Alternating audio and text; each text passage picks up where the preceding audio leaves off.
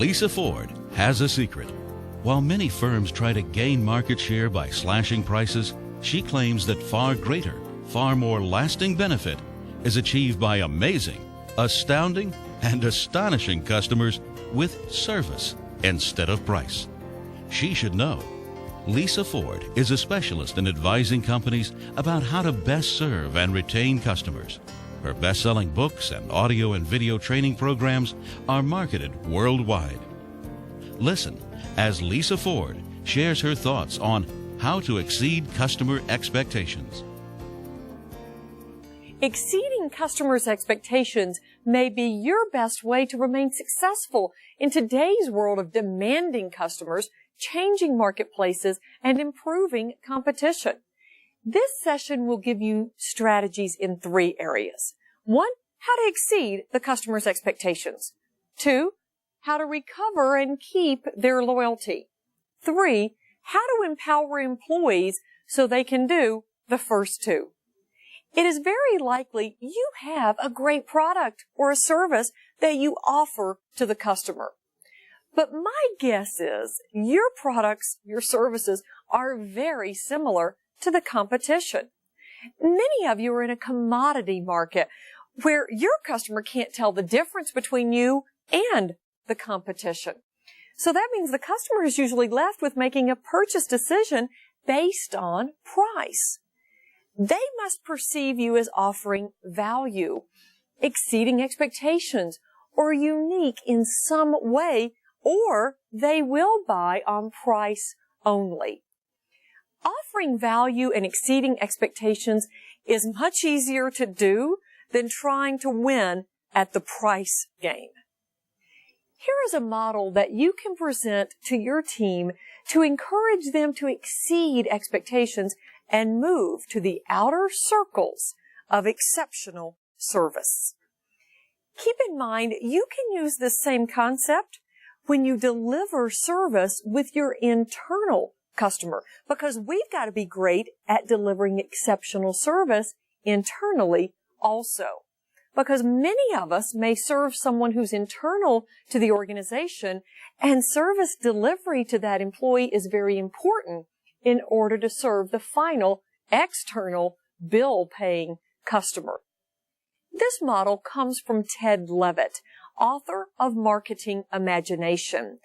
He talks about how any organization, in order to just simply keep the doors open, must be great at the 2 inner circles.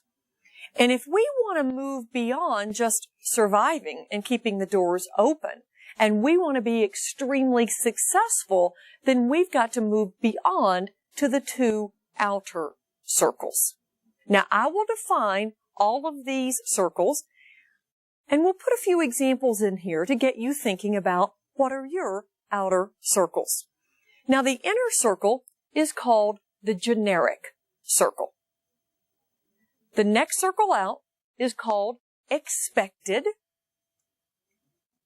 The third circle out is augmented. The last one, potential. Now, I'll walk you through all that, and we'll define all of those. Generic, expected, augmented, and potential. So when you think about it for just a moment, I said I want you to go to the outer circles and provide exceptional service. So that simply means you're exceeding the expected. Let's put a bank in here. Since all of us have to do banking, put the generic circle of a bank. Think for a moment. A bank, 4 walls, money, a vault, representatives who can help you with your needs, computers, chairs. Expected. Think what a bank does at the expected level. They're open certain hours through the week. They have cash machines available that you can access throughout cities, other countries as you travel. If you have a checking account with them, you most likely get a checking statement on a monthly basis. If you have money in some kind of savings, you hope you are paid some type of interest for that savings. So think for just a moment. The two inner circles with a bank is a bank is a bank. There is very little difference from one bank to another when it comes to those two inner circles. So how a bank or any organization can start to make itself unique would be through the two outer circles. Augmented. Let me define augmented. Augmented means you do more of it, you do it better, or you do it faster than anyone else. You do more of it, you do it better, or you do it faster than anyone else. For example, I know a bank that when you go in, you can go to that desk. Most banks that you go in have that high desk where you can stand to take care of any of the paperwork you need to before you would go to a window to be served. They have on that high table, they've made it better. They have a built-in calculator. You always need to add and subtract. They've got it built in. They also have pens on that table you can write with, and they work. And they're not attached to a chain. So if you happen to take one, fine. It's a little bit of advertising for the bank. Now the next circle out is called, remember, potential. That's defined as what makes you unique, what makes you different. At this bank, here's how they go to the outer circles. If there is more than one person standing in line waiting for the next staff person to be able to take them and help them, here's what happens. At this bank, you won't believe it. Someone else from the bank, if they're not currently serving a customer, someone else who sits over there in the bank, you see these people, they will get up and open a new window in order to help the waiting customers. Does this happen where you bank? No. It's amazing. They have figured out how to exceed customers' expectations. They also realize the only reason they exist is to service and sell customers. So everybody is able to service and sell the customer. It's moved them to the outer circles. Let me give you some other examples of outer circles. There's an international company who's in the business of selling computers. If you buy a particular type of computer, there is a dedicated service line for you to call if you have any of those type of technical questions and you might need some support of that computer system. If you call and the call is not answered in 3 minutes, then they offer you a phone card worth 30 minutes of long distance, or your choice, you might say you would instead rather have your warranty extended by 30 days. Isn't that great? Outer circle. And I like it because they give the customer the choice. There's another organization that they sell business forms. If you call them and if you are put on hold for any amount of time, you will hear a recording saying, because you're on hold, you are entitled to a bonus item for holding. And they say, please ask what your bonus item is. Again, customer's choice. It might be a box of pens. It could be an additional set of forms. It could be coffee mugs, those kinds of things. They will send to the customer because they were inconvenienced by holding. Their goal at this organization, they say, our philosophy is to amaze, astound, and astonish customers. They would do that with me in those outer circles. Now, other outer circles. Could your outer circle be a great website where customers can track their own orders? They can check your inventory. They can even see competitors' prices, and they can even connect to a live conversation. After today, think about your outer circles. What can you do? Some of the best ideas will come from your team. So please tap into their wealth of knowledge. I have to tell you one of the oddest examples I have ever heard of outer circles.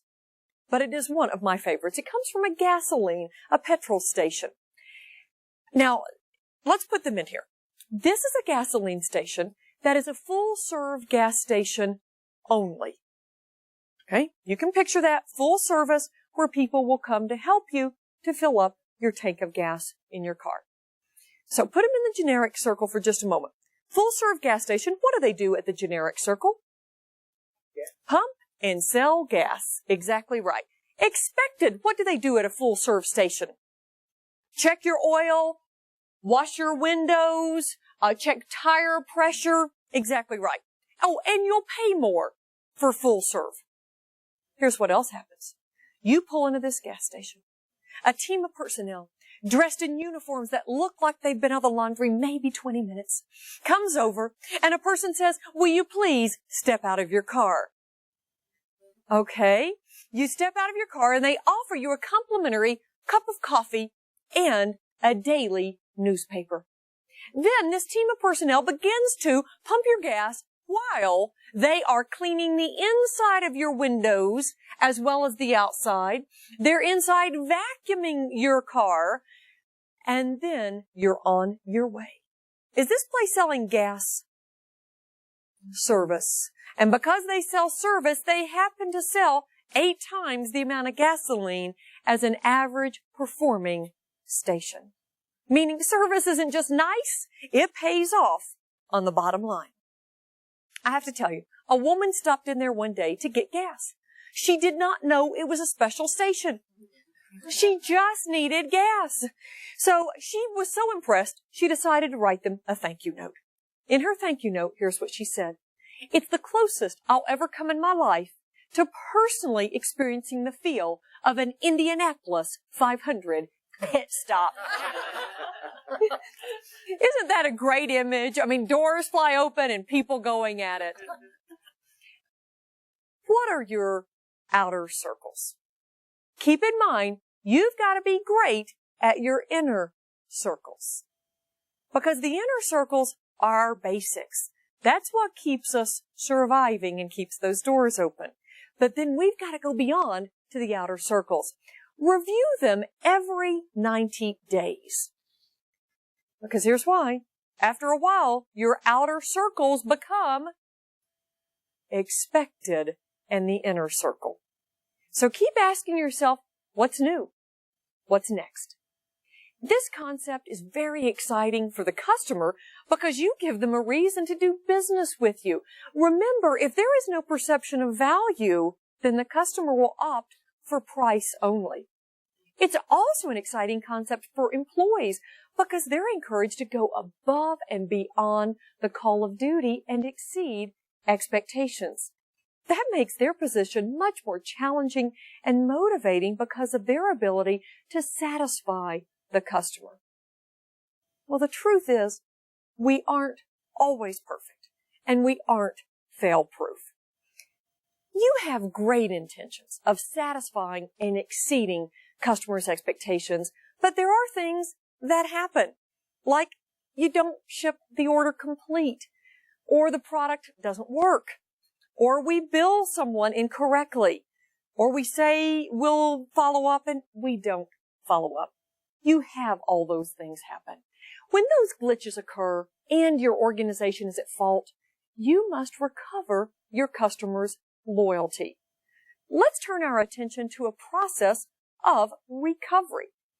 A process is necessary because recovery can't be left to chance. Employees must be prepared to recover. They've got to be trained in how to recover, how to be flexible, and empowered to bend the rules a bit on behalf of the customer. Think about this. If you attempt to recover and employees are not really trained, they aren't really able to bend the rules, and they really don't know how to be flexible, then your second effort to make it right with this customer might irritate the customer even more. A lot of companies have not thought out well-orchestrated recovery efforts. An international airline realized this. They went to customers and they asked them a simple question: what are you looking for in our employees? That's how they asked it. Here's what customers said. Number 1, friendliness and courtesy. Number 2, problem-solving ability. Number 3, a willingness to bend rules to meet customers' needs. Number 4, ability to recover from service errors. Those last two surprised me. Ability to bend rules, to recover from service errors. And this airline had never thought of this. Those were surprises. So that's what caused them to create a formal recovery process. Let me walk you through the 6 steps of recovery. Number 1, apologize sincerely. Too often apologies sound like this. Sorry about that. That's not sincere. So apologize sincerely. Number 2, involve the customer. They've presented a problem to you. Involve them, such as, how would you like for us to handle this? What can we do to make you happy? How many of you have ever done that with a customer? Facing a problem situation, you've simply turned it over to them and said, what would you like for us to do on this? How would you like for us to handle this? If you've done it, you've noticed this. The customer usually asks for something which is much easier than what you had planned to do for them. That's wonderful. And they're thrilled because they got what they wanted, not what you wanted to give them. Third step, fix the problem. Fix the problem, not the blame. It is so easy to say, well, nobody told me. Well, shipping didn't get that to me. Well, I don't know what's going on over in accounting. Nobody gave me. The customer doesn't care what happened or who was at fault. They just want the problem fixed and fixed fast. Solve it. The 4th step, do something extra. Do something extra. Think about it for a moment. The customer's been hassled. They need something extra in order to regain their loyalty. We're going to come back to this one in just a moment. The 5th step, follow up. Find out, is everything okay now? And 6, these go hand in hand. Ask for repeat business. I believe you can ensure repeat business if you follow the 6 steps. Back to the 4th step of do something extra. Let me give you some examples. But remember, the extra is designed to lessen the hassle factor. This customer has spent time, effort, possibly money to even take care of something that should have been done right the first time. So if you simply fix the problem, that's not enough. Here's what some companies are doing to lessen the hassle factor. Lexus, the car manufacturer, they sent a questionnaire out to Lexus owners of a certain type of car, a certain model, and a year. The questionnaire was asking the customer about their satisfaction with their tires. Now, obviously, Lexus had had some complaints and problems, therefore, that's what created the idea for this questionnaire. Customers who responded with, no, I have not been happy with my tires, received a letter back from Lexus along with a check. They were sent money to cover the cost of a new set of tires. Pretty amazing. Another organization. This is an organization that is a temporary personnel firm. When you need someone for a job, temporary, you call them, they'll send an employee out for the job. Well, as you know, every so often they send someone out for the job who is not a good fit for the job. Well, they apologize and they learn so that they can get better next time and send a better fit for the job with the next employee. Well, they also send this. They send a bouquet of flowers with a bottle of aspirin and a note attached that says, we're sorry for the headache we caused you. Isn't that great? Will a customer do business with that company again? Yes, because they know you make it right. So as you give these extras, do me a favor, document the extras. Tie a monetary figure to them so you can use that information to get the attention of others so that you can show them what it's costing us when we don't do things right the first time. Take that amount to other departments because the errors could be originating in their department and they need to see what your team is doing to make it right. So it's up to you as the managerial leader to create the guidelines and boundaries of how much can be spent for these extras and what extras are available for them to use in recovery situations. Let's keep the last few things in mind, though. Don't ignore the power of doing the right things right the first time. Recovery has appeal. When we recover very well, we might end up with even a more satisfied customer because they're so impressed with how they were handled. But in the long run, too many times of recovering, that will reveal our shortcomings. So if you're chronically unreliable, recovery won't help. Build in quality from the start. After viewing this, ask yourself, do you have recovery guidelines in place? What extras do you offer? And is the extra in the hands of the front line and they're confident in how to use the process and the extras? At this point, we know the best organizations have employees who exceed expectations and move to the outer circles. And the employees are able to bend rules, take initiative, improvise, and be flexible on behalf of the customer. The staff is like an athlete who loses his or her balance, they fall down, and they're able to get right back up and recover from the situation. The ultimate responsibility to recover, as well as exceed expectations, is in the hands of customer service employees. So here's the secret that makes everything we've talked about up until this point work. It's empowerment. Let me define empowerment. It means creating an environment where employees are encouraged to make decisions, encouraged to think, and encouraged to take action. Here are 3 benefits of empowerment. Number 1, customers get faster responses. They only have to deal with one person. Then they say great things about us. Number 2, employees are more satisfied with their jobs. The work is meaningful. They have a sense of control and responsibility over their results. Today's employees want to be a part of what's going on and help create success for the company. Number 3, employees interact more with the customer. With the sense of meaning and control and responsibility, they usually act with more energy and enthusiasm.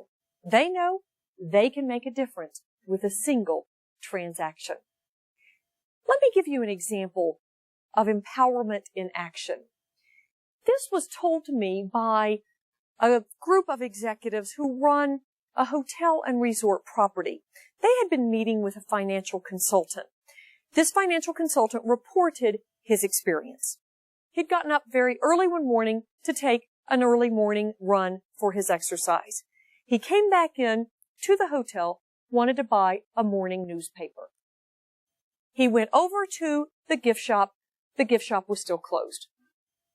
A bunch of newspapers were stacked by the door, ready for that person to open up, take them in order to sell them. He was about very few feet away from the front desk of this hotel. So he picked up one of the newspapers, walked over to the front desk and said, "Can I leave the money for this newspaper with you?" And the employee at the front desk said, "No, I don't have any way to take your money and enter it into my cash receipts." Okay? He put the paper down. He walked another very short distance, and he found a man, an employee, cleaning out the fireplace in order to get it ready for the day's fire. He asked that gentleman, he said, "May I ask you where I could get a cup of coffee? I know the coffee shop's not open yet. I'd like to get a cup of coffee." And the gentleman said, "Yes. How do you take it?" He said, "Just black is fine." This employee goes to the back, comes out with a cup of coffee for this guest, and says, "I'll be working around here for about the next 20 minutes. When you need a refill, let me know." I want you to think for a moment the difference in those 2 employees. Same hotel property, 2 employees, I bet with 2 different managerial leaders who give them different instructions. One says, customer first, rules second. The guy cleaning out the fireplace had it right. The other employee working at the front desk heard rules first, customer second. That's the wrong order. Now, let's answer the question you've been thinking. How do I get started on empowerment? Here are the 3 steps. Number 1, share information. People need full information to see the big picture. How do you share information? You spend lots of face time with staff. In meetings, you give them updates. You remind people of the importance of customer service. You allow them to ask questions so they can understand the organization's goals. Rethink information that you currently think of as confidential. Why do you keep that confidential? Much of that information needs to be in the hands and heads of the team so they can make educated and informed decisions on behalf of the customer, as well as your organization.